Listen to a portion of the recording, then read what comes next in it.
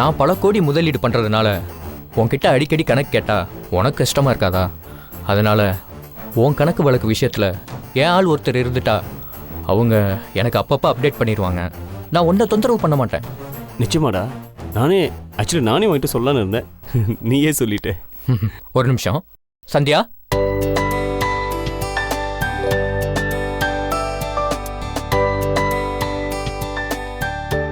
இவங்க பேர் சந்தியா, எங்கள் அப்பாவோட ஃப்ரெண்டோட பொண்ணு. ஓ, இப்போ தான் காலேஜ் முடிச்சுட்டு ஃப்ரெஷ்ஷாக வராங்க. இவங்க நம்ம ஃப்ரெண்ட்ஷிப்புக்கு ஒரு பாலமாக இருப்பாங்க. அப்புறம் உன்னோட பிஸ்னஸில் உனக்கு ஹெல்ப் பண்ணுறதோட எனக்கும் கம்பெனியோட கணக்கு வழக்குகளை அப்பப்போ சொல்லிகிட்டே இருப்பாங்க. வெல்கம் சந்தியா. வணக்கம்.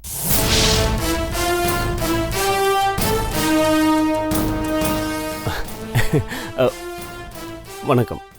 சரி, எல்லாருக்கும் ஸ்வீட் பண்ணிருக்கேன், வாங்க சாப்பிடலாம். வாங்க பாப்பா. வாமா.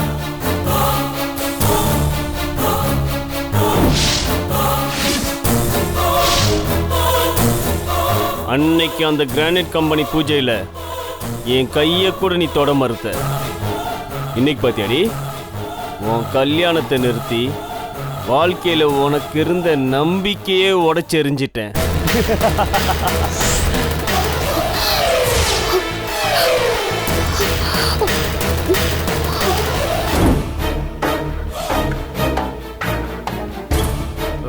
சந்தியா, 10 lakhs 2 செக் போட்டு கொடுத்தீங்கன்னா நான் சைன் போட்டு கொடுத்துருவேன். ஏன்னா ஸ்டாக் பர்ச்சேஸ் பண்ண பார்ட்டிக்கு அட்வான்ஸ் பண்ணணும். அது முடியாது சார், வெங்கடேஷ் சாரை கன்சல்ட் பண்ணணும். சந்தியா, யாருக்கிட்ட பேசிட்டு இருக்கீங்கன்னு தெரியுதா? நான் இந்த கம்பெனியோட பார்ட்னர். சார், இந்த டிவிடியை பாருங்க சார். நம்ம கம்பெனி ரெக்கார்ட் படி இந்த 6 மாசத்துல 6 கோடிக்கு ஸ்டாக் பர்ச்சேஸ் பண்ணியிருக்கோம். ஆனா குடவுன்ல நான் ஸ்டாக் செக்கிங் பண்ணி பார்த்துட்டேன், 3 கோடிக்கு தான் ஸ்டாக் இருக்கு. சார் போய் சொல்றாங்க சார். இன்னும் 6 கோடி ரூபாய்க்கு ஸ்டாக் இருக்கு. ஆனா அது ஒரிஜினல் இல்ல, டூப்ளிகேட் ஸ்டாக். இவர் கொடுத்திருக்கிற அட்ரஸ்ல அப்படி ஒரு கம்பெனியே இல்ல. ஷட் அப்.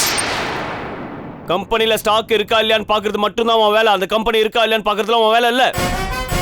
நீ என்ன சிஏ படிச்சியா சிபிஐ படிச்சியா? அதிக பிரசங்கி. இல்ல சார், நான் ஒரு ஆர்வம் சொல்லாத, ஆர்வ கோளாறுன்னு சொல்லு. உனக்கு பிசினஸ்ல எல்லாம் அனுபவம் பத்தாது. கிரானைட் பிசினஸ்ல நீ ஒரு கத்துக்குட்டி. தேவையில்லாம மூக்கு நுழைச்ச மூக்கு மட்டும் இல்ல, மொத்தமாவே இருக்க மாட்டேன். Okay Sandhya, sales tax adjust பண்ண, இன்கம் இப்படி அட்ஜஸ்ட் பண்ணி அந்தர்பல்ட்டி அடிக்கிறதுலாம் பிஸ்னஸில் ரொம்ப சகஜம். இது வெங்கடேஷ்க்கும் நல்லாவே தெரியும். பிஸ்னஸில் இதெல்லாம் நடக்கிறது ரொம்ப சகஜமான ஒரு விஷயம். நீ ஏதாவது அவங்ககிட்ட சொல்லி அவன் மனசை போட்டு குழப்பாத.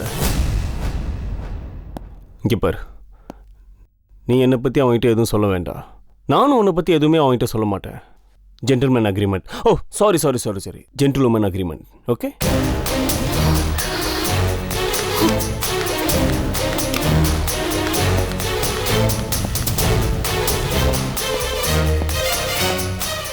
வெங்கடேஷோட ஆள்ரா, ரொம்ப அதிகமாகவே திட்டேன்.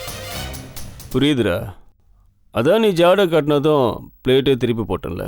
இருந்தாலும் அவ உன்னை பத்தி வெங்கடேஷ்ட போட்டு கொடுக்கறதுக்கு முன்னாடி நீ அவளை பத்தி வெங்கடேஷ்ட போட்டு கொடுத்துரு. டேய், எத்தனை நாள் தான்டா வெங்கடேஷ் நம்ம காலில் அடிமையா கிடக்குறது? சீக்கிரமா பணத்தை சுருட்டணுமா, கடையை காலி பண்ணமான்னு இருக்கணும். டேய், அப்படி இப்படின்னு கொஞ்சம் கொஞ்சமா சுரண்டி 3 கோடி ரூபாய் சுருட்டிட்டோம். மீதி 7 கோடி ரூபாய் எப்படியா சுருட்டிட்டோம்னா கம்பெனி லாஸ்ன்னு கணக்கு காட்டி கம்பெனி நீட்டிடலாம். நீ சொல்றது கரெக்ட் தான். வெங்கடேஷோட சொத்து கடல் மாதிரி. அதுல ஒரு 2 குடம் தண்ணி மொண்டா யாருக்குமே தெரியாது, கடலும் வத்தாது.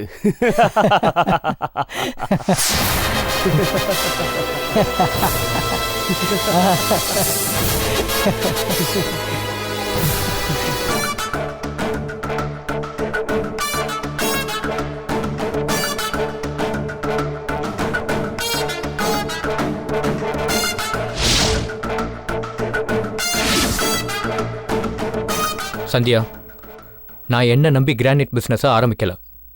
எனக்கு கிரானைட்டை பற்றி எதுவுமே தெரியாது. செழியனை நம்பி தான் ஆரம்பித்தேன். அவனை நம்பி தான் பிஸ்னஸில் 10 கோடி ரூபா போட்டிருக்கேன்.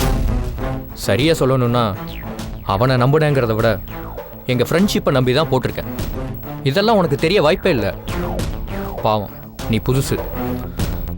அதனால தான் யோசிக்காமல் செழியன் ஃப்ராட் பண்ணுறாருன்னு அப்பாவித்தனமா அவன் மேல என்கிட்ட வந்து கம்ப்ளைண்ட் பண்ற. டேய் நீ உட்கார்றா. நீ என்னமோ தப்பு பண்ண மாதிரி கையை கட்டிட்டு நிக்கிற.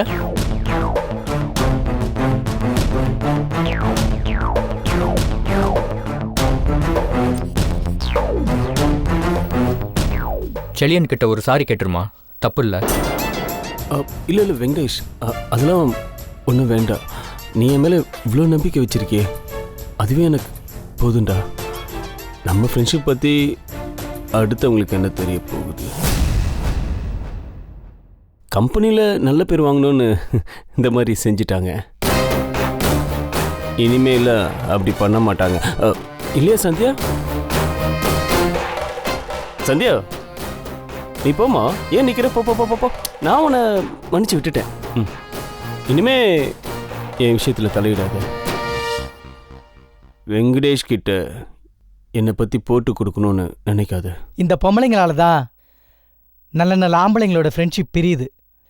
2 பேரும் உயிருக்குயிரா இருப்பாங்க. ஒரு பொண்ணு வந்தா உடனே பிரிச்சிருவா. இல்ல பிராக்டிக்கலா என்ன நடக்குதோ அதை சொன்ன.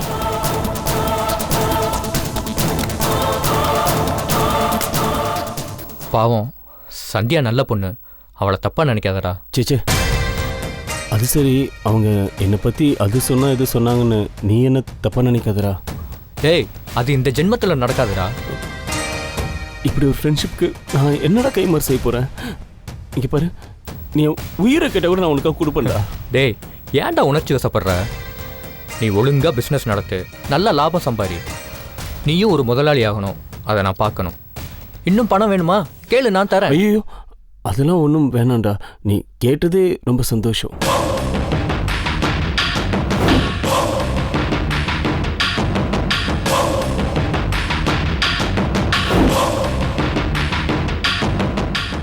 அடடடடடா, செய்யும் தொழிலே தெய்வம்னு சொல்லிட்டு மதியானம் கையை கட்டிட்டு அவ்வளோ பவ்யமாக நின்னது என்ன, இப்போ காலை தூக்கி போட்டுட்டு அசால்ட்டாக போஸ் கொடுக்குறது என்ன?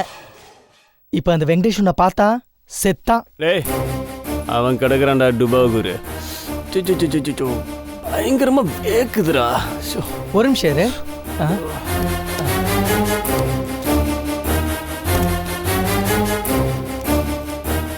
அடடடடா, என்ன ஒரு அருமையான காத்து. சரி, உன் ஃப்ரெண்டு எப்படி உன்னை இந்த அளவுக்கு நம்புறாரு? அது ஒன்றும் இல்லடா. சின்ன வயசில் அவன் ஒரு கிணத்துல விழுந்துட்டான். அப்போது நான் தான் அவன் தலைமுடியை பிடிச்சி அவன் உயிரை காப்பாற்றினேன். அதுலேருந்து என் மேலே ரொம்ப பாசமாயிட்டான். அப்படியா? என்ன அப்படியா? அதில் அவனுக்கு தெரியாத ஒரு விஷயம் இருக்குது. அவன் பின்னால் இருந்து உதைச்சி விட்டதே நான் தான், அவனுக்கு தெரியாது. அந்த சின்ன வயசுலேயே நீ அவ்வளோ விஷயமான ஆளாக இருந்திருக்கியா? விஷயமுள்ள ஆளான்னு சொல்ல வந்தேன், டங்கு ஸ்லிப் ஆயிடுச்சு. பார்த்து பர்மனண்ட்டாக டங்கு ஸ்லிப் ஆகிடும். Sorry boss. டேய் அந்த சந்தியா என்ன நினைச்சாலும் என்னையும் வெங்கடேஷும் பிரிக்கவே முடியாது. எனக்கு எப்போ ரொம்ப வருத்தமாக போச்சுன்னா, இன்னும் பிஸ்னஸுக்கு பணம் வேணுமான்னு கேட்டாரே, அப்போ அவர் மேலே ரொம்ப பரிதாபமாக போச்சு பாஸ். சரி அதை விட, இன்னைக்கு ட்ரிங்க்ஸ் சாப்பிடலாம்ல ப்ளீஸ்? கண்டிப்பா. டேய் நான் ரொம்ப சந்தோஷமா இருக்கேன்டா. நிச்சயமா போறோம். ஓகே, உன் பிளான் தான் என்ன? டேய் நம்ம கம்பெனி ஆரம்பிச்சு 6 மாசம் ஆயிடுச்சு. இந்த 6 மாசத்துல நாம சுருட்டின பணம் எவ்வளோ? இந்த 6 மாசத்துல கிட்டத்தட்ட 4 கோடி ரூபாய் அடிச்சிட்டோம். 4 கோடி. அது அவ்வளோ ஈஸி இல்லடா. நாளைக்கு ஒரு 2 சி வருது, மொத்தம் 6 சி. அது ஒரு சூட்கேஸில் போட்டு குடோனில் கொண்டு போய் வச்சிரு. நம்ம அந்த வெங்கடேஷ் கிட்ட போய் sorry bad luck, company loss ஆயிடுச்சுன்னு கம்பெனி கீ அவங்ககிட்ட கொடுத்துட்டு அந்த 6 சியை நம்ம 2 பேரும் ஷேர் பண்ணிக்கிட்டு இங்கேருந்து எஸ்கேப் ஆகிடலாம். உண்மையிலேயே சூப்பர் ஐடியா. என்ன நீ எனக்கு சர்டிஃபிகேட் கொடுக்குறியா? தெரியாம சொல்லிட்டேன். டேய் சிரிப் சிரிப்.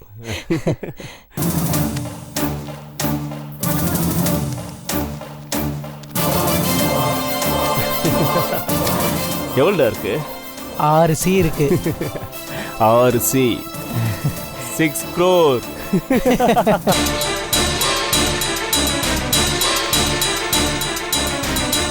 அம்மா வணக்கம்மா. அவங்க 2 பேரும் உள்ளதாம்மா இருக்காங்க. தேங்க்ஸ் சகாயம். நீயும் என்ன மாதிரி முதலாளிக்கு விசுவாசமானவங்கிறத நிரூபிச்சிட்ட. அவர் இவங்கள ரொம்ப நம்புறாரு. ஆதரத்தோட இவங்களை கையும் களவுமா பிடிச்சி இவங்க முகத்திலேயே கிழிக்கணும். எனக்கு ரொம்ப பயமா இருக்குமா. எனக்கு எதுவும் பிரச்சனை வராமல் பார்த்துக்குங்க. நீ பயப்படாத, நான் இவங்களை பார்த்துக்கிறேன். சரிம்மா.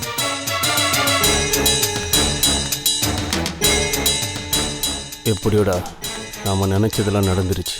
இங்கேருந்து சீக்கிரமாகவே நம்ம எஸ்கேப் ஆகிடணும். டேய் இந்தா உனக்கு சேர வேண்டிய அமௌண்ட்டு இப்படி. அதே பிறா 50-50 ஷேர்னு சொல்லிட்டு இப்போ பணத்தை பார்த்த உடனே 5 லட்ச ரூபா கொடுத்தா எப்படி? டேய் இதுவே உனக்கு அதிகம். கொடுத்தது வாங்கிட்டு ஒழுங்காப்போ. நோவாமல் நோம்பு கும்பிட்டு பண்ணி அது உனக்கே தெரியும். இதை பாருடா, நான் ஒன்றும் பிச்சைக்காரன் கிடையாது. ஏன் திடீர்னு இப்படி சொல்கிற? நானும் உன் கூட சரிசமமாக உழைச்சிருக்கேன், ரிஸ்க் எடுத்திருக்கேன். மரியாதையாக எனக்கு சேர வேண்டிய என் ஷேரை கொடுத்துரு, இல்லைன்னா நடக்கிறதே வேற. நடக்கிறதே வேறையா? என்னடா பண்ணுவ? நானே போய் சொல்லுவேன். நேராக வெங்கடேஷ் சாட்டே போய் சொல்லுவேன். போவியா? ஆ போட போ போட. போக மாட்டேன்னு நினைக்காத, போயிடுவேன். என்னை பகச்சிக்காத, அப்புறம் நீ ரொம்ப ஃபீல் பண்ணுவ. தைரியம் தான் போட, ஆம்பளை இருந்தா போ. அப்போ என் ஷேர் தரமாட்டல? தரமாட்டேன்.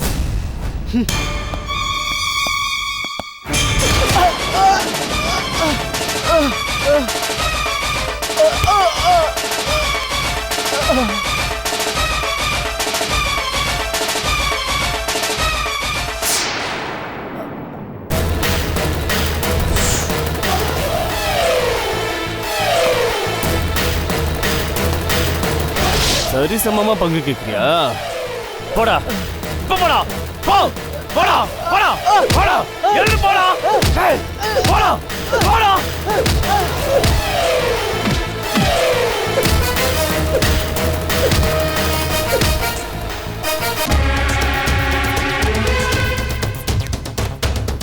பணம் கேக்குதா?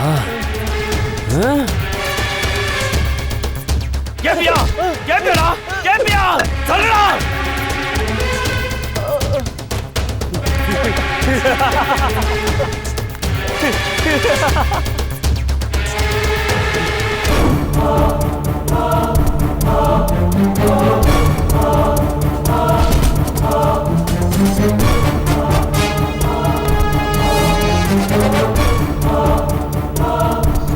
ஐயோ ஐயா, இந்த பொண்ணு ஓடுது. ஏய் நில்லு. ஏய் நில்லு. எங்கடி ஓட பாக்குற? ஓடியா? ஆடி ஆடி டமாட்டோ நீ ஒண்ணே. ஏய்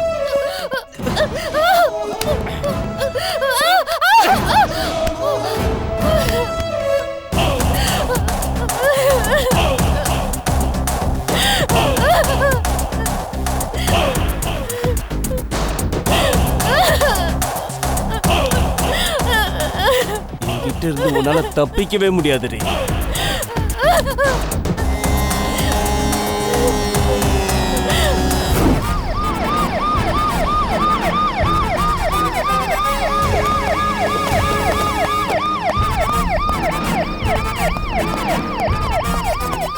சார் என்ன சார் இது? யாரோ ஒரு பொண்ணு சொன்னா நம்பி என் மேல கொலை பள்ளி போட்டு விசாரிச்சுட்டு இருக்கீங்க. சத்தியமா நான் யாரையுமே கொலை பண்ண ட்ரை பண்ணவே இல்லை சார். நானே என் ஃப்ரெண்டை காணும் சார். இருக்கிற பணத்தெல்லாம் சுட்டிட்டு ஓடிட்டான் சார். அவன் மேலே கம்ப்ளைண்ட் கொடுக்கலான்னு போலீஸ் ஸ்டேஷன் வரலாம் தான் நீங்கள் என்ன பிடிச்சி விசாரிச்சுட்டு இருக்கீங்க. எனக்கு என்ன நடக்குதுன்னு தெரியல சார்.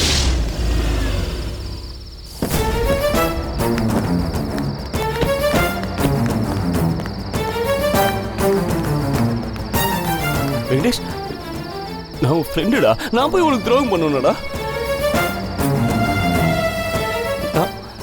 நான் போய் உன் பணத்தை கையடல் பண்ணுவேடா. நம்ம ஃப்ரெண்ட்ஷிப் அப்படிப்பட்ட ஃப்ரெண்ட்ஷிப். இவங்கள சொல்றாங்க நான் ஏதோ கொலை பண்ணிட்டேன்னு. டேய் என்னடா எதுவுமே பேச மாட்டேன். நீ நம்புறியாடா? சொல்லுடா, நீ நம்புறியா? நான் எதுவும் பண்ணல மச்சி. எல்லாமே பண்ணதா பீட்டர் தாடா. அவனை நான் ரொம்ப நம்புறேன்டா. எல்லா பத்தி எடுத்து ஓடிட்டாடா. நம்புடா, நான் எதுவும் பண்ணலடா.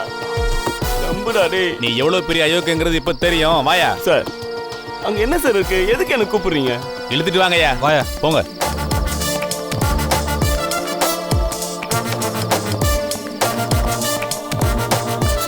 வாங்க.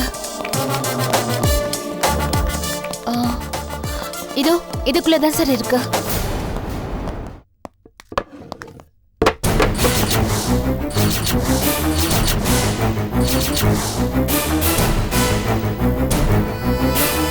இப்போ என்னடா சொல்ற செலியா?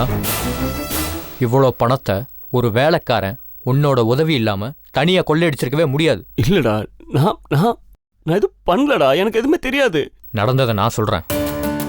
நான் உன்னை நம்பி 10 கோடி ரூபா பிசினஸ் பண்ண கொடுத்தேன். நீ நஷ்ட கணக்கை காட்டி 6 கோடியை சுருட்டிட்ட.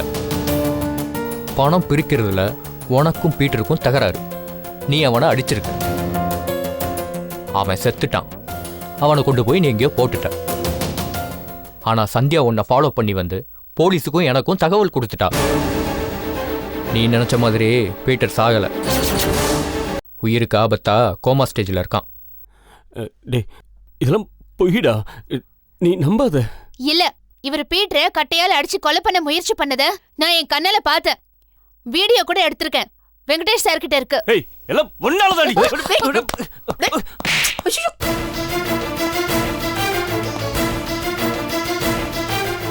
வெங்கடேஷ், நான் உன் ஃப்ரெண்டுடா. என்னடா நீ அடிச்ச? என்னடா ஃப்ரெண்டு ராஸ்கல்? பணத்துக்காக ஒருத்தர் இப்படி கொடூரமா கொலை பண்ண முயற்சி பண்ணிருக்க. நீ கண்டிப்பா தண்டனை அனுபவிக்கணும்டா. கரெக்டா, நான் பணத்துக்காக ஆசைப்பட்டுட்டேன்.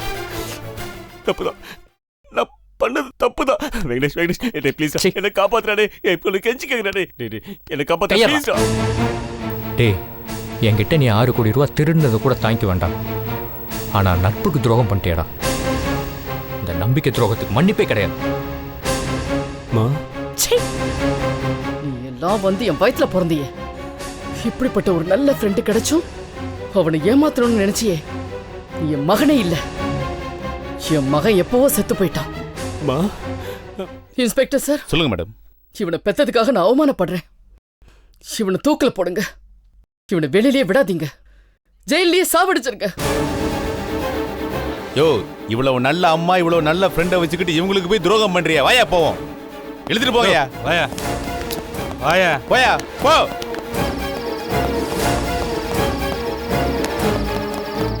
அடிச்சு வண்டியில ஏத்துங்கயா. சத்யா, வாயா. நான் விட மாட்டேன்டி. என்னையோ நான் விட மாட்டேன். யோ மசாம் வா. வாழ்க்கையை நாசம் பண்ண விட மாட்டேன்டி. சந்தியா, ஓடா. நான் விட மாட்டேன். ஏற வண்டியில.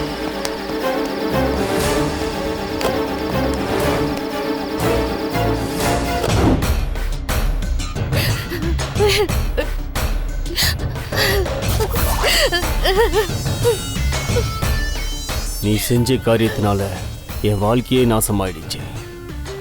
நீ மட்டும் எனக்கு சப்போர்ட் பண்ணியிருந்தா உனக்கு ஒரு கமிஷனை வெட்டிட்டு நானும் என் வழியில போயிருப்பேன். உனக்கு என் வாழ்க்கையை பத்தி தெரியுமா? என் மனைவியை பத்தி தெரியுமா? ஒரு குழந்தையை கொடுக்கக்கூடிய பாக்கியம் எனக்கு இல்லைன்னு தெரிஞ்சும் என் கூட அவ்வளோ சந்தோஷமா வாழ்ந்தா. அவளை சந்தோஷமா வச்சுக்கணும்னு தான் நானும் பாடுபட்டேன். நடுவில் என் பிஸ்னஸ் கொஞ்சம் லாஸ் ஆயிடுச்சு. அப்போதான் வெங்கடேஷை திரும்பவும் சந்திச்சேன். வெங்கடேஷ் கூட பார்ட்னர்ஷிப்பாக இருந்து அவங்கிட்ட இருந்து 6 கோடி ரூபா சுருட்டலான்னு நினச்சேன். யாருக்காக தெரியுமா? என் மனைவிக்காக. என் கூட சந்தோஷமாக குடும்பம் நடத்துகிற என் மனைவிக்காக. அவள் என்னெல்லாம் ஆசைப்படுறாளோ அதையெல்லாம் செஞ்சு காட்டணுன்ற ஒரு வைராக்கியத்தோடு இருந்தேன். மனசில் ஒரு குறையும் இருக்கக்கூடாதுன்னு நினச்சேன். ஆனால் எல்லாத்தையும் கெடுத்து என் வாழ்க்கையே தலைகீழாக பாட்டி போட்டுட்டியடி. அவளுக்காக நான் செஞ்ச எல்லா காரியத்தையும் அவள் என்னை தவறாக புரிஞ்சுக்கிட்டா. அதுக்கு காரணம் நீ. புருஷன் ஏதோ தவறான வழியில் போய் பணம் சம்பாதிக்கிறான். அதுக்கு காரணமாக என்ன சொல்கிறான், அது மட்டும்தான் அவன் மைண்டில் இருந்தது. நான் ஜெயிலுக்கு போனதுக்கு காரணம் நீ. நான் ஜெயிலில் இருக்கும்போது ஒரு நாள் கூட என் ஒய்ஃப் என்னை வந்து பார்க்கல. அப்படி ஒரு பிரிவை ஏற்படுத்தினது நீ. குடும்ப வாழ்க்கையில் சந்தோஷமாக இருக்கணும்னு நினச்சேன்னா எல்லாத்தையுமே இழந்தேன். அப்போதான் என் மனசில் ஒரு வைராக்கியம் வந்துச்சு. உன்னை பழி வாங்கணும்னு நினைச்சேன். என் குடும்ப வாழ்க்கையை நிர்மூலமாக்கிட்டு நீ கல்யாணம் பண்ணிட்டு சந்தோஷமா வாழ முடியுமா? அங்கதான் நான் உனக்கு வேட்டு வைக்கணும்னு நினைச்சேன். எல்லாத்திலுமே நீ எஸ்கேப் ஆயிட்டே இருந்த. உன்னை கடத்த வேண்டிய சூழ்நிலை அதனால தான் வந்துச்சு. ஆனா நீ செஞ்ச குளறுபடியால என் வாழ்க்கையே கொடை சாஞ்சு போச்சு. என் மனைவிக்கும் எனக்கும் கருத்து வேற்றுமை. அதனால அவளை இழந்தேன். 6 கோடி ரூபா பணத்தை இழந்தேன். ஜாலியான சொகுசு வாழ்க்கையை இழந்தேன். என் ஃப்ரெண்டு, என் அம்மா, என் எதிர்காலம், என் மரியாதை, இப்படி எல்லாத்தையுமே நான் இழந்தேன். அடுத்து நீ செஞ்சது ஒரு அயோக்கியத்தனமான காரியம். ஏதோ நாட்டுக்கு நல்லது செஞ்ச மாதிரி, தேச துரோகி பட்டம் வாங்கின மாதிரி, அதை இழந்த இதை இழந்தன்னு பட்டியல் போடுற வெக்கமால உனக்கு?